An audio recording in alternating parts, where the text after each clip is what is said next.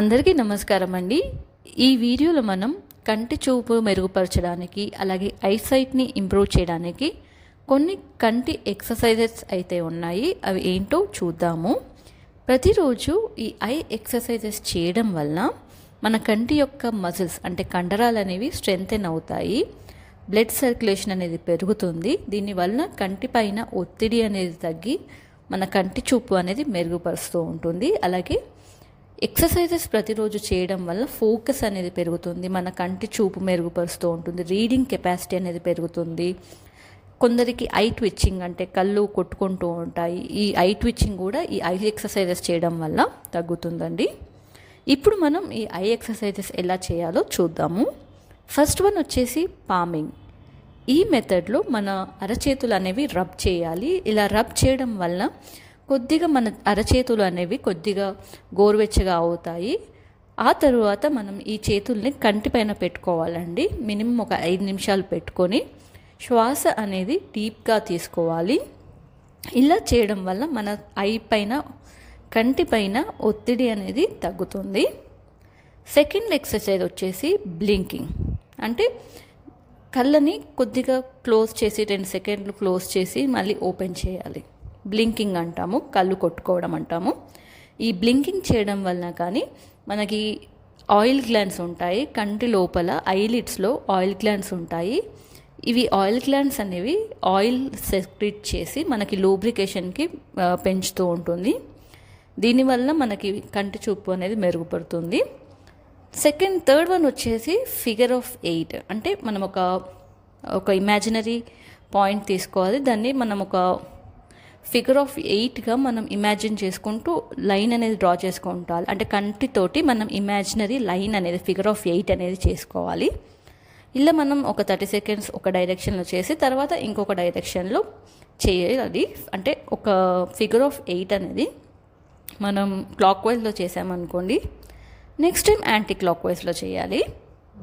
Fourth exercise వచ్చేసి visual scanning అంటాము. ఈ ఎక్సర్సైజెస్లో మనం కళ్ళని పైకి కిందికి ఇలా 3 to 6 సెకండ్స్ చేయాలి. ఆ తర్వాత రైట్ లెఫ్ట్ కుడివైపు ఎడమవైపు కంటిని అటు ఇటు చూస్తూ ఉండాలన్నమాట. దీన్ని విజువల్ స్కానింగ్ మెథడ్ అంటాము. ఫిఫ్త్ ఎక్సర్సైజ్ వచ్చేసి 20-20-20 రూల్. అంటే జనరల్గా ఈ ఎక్సర్సైజ్ అనేది ఐటీ ప్రొఫెషనల్కి చాలా ఉపయోగపడుతూ ఉంటుందండి. ఎందుకంటే వాళ్ళు చాలా సమయం స్క్రీన్ పైన చూస్తూ ఉంటారు కాబట్టి కళ్ళు అనేవి ఒత్తిడి అవుతూ ఉంటాయి. అలాంటి వారు ఈ 20-20-20 రూల్ అయితే ఫాలో అవ్వాలి. ఈ మెథడ్లో మనం ప్రతి 20 నిమిషాలకి ఒక బ్రేక్ తీసుకొని 20 ఫీట్ల దూరంలో ఉన్న ఒక ఆబ్జెక్ట్ని ఒక 20 సెకండ్లు చూడాలి. దీన్ని మనం 20-20-20 రూల్ అంటే 20 మినిట్స్ బ్రేక్, 20 మినిట్స్ సమయంలో 20 ఫీట్ అవేలో ఒక ఆబ్జెక్ట్ని పెట్టి 20 సెకండ్స్ చూడమన్నమాట. ఇది 20-20 రూల్ అంటాము. నెక్స్ట్ వచ్చేసి నియర్ అండ్ ఫార్ ఫోకస్. అంటే ఒక ఆబ్జెక్ట్ని దగ్గరలో ఒక 6 ఇంచెస్ దగ్గరలో ఒక ఆబ్జెక్ట్ని కొద్దిసేపు చూసి వెంటనే 10 to 20 ఫీట్ దూరంలో ఉన్న ఇంకొక ఆబ్జెక్ట్ని చూస్తూ ఉండాలి. నియర్ ఫార్ విజన్ అంటాము.